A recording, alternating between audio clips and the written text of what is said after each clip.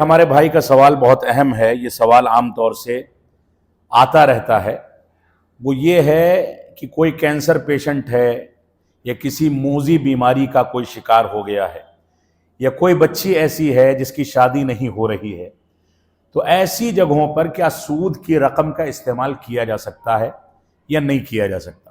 بعض لوگوں نے اس کی گنجائش رکھی ہے، لیکن صحیح بات یہ ہے کہ مسلمان ابھی اس پوزیشن میں نہیں ہے کہ وہ اپنے اصل حلال پیسے سے ایسے لوگوں کے تعاون پر سامان اکٹھا نہ کر سکے.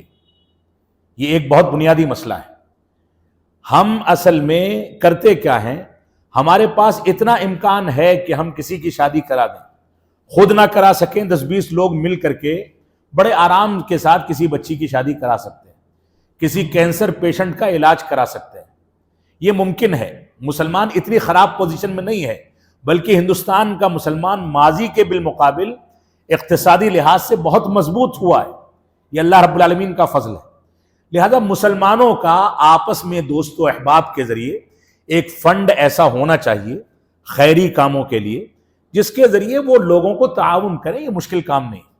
لہذا ایسے جگہوں پر سود کی رقم کا استعمال کرنا درست نہیں ہوگا، الا یہ کہ وہ شادی کسی غیر مسلم بچی کا مسئلہ ہو یا وہ کینسر پیشنٹ کوئی غیر مسلم.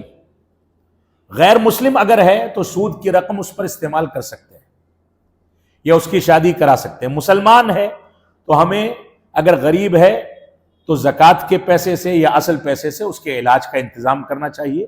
اور اللہ نے اتنا دیا ہے، اتنا دینے کے باوجود اگر ہم اپنے اصل پیسے یا زکوٰۃ کی رقم سے نکل کر کے سود کی جانب جائیں گے تو بہرحال یہ رب کائنات کی ناشکری ہے. اللہ رب العالمین اس کو معاف کرنے والا نہیں ہے.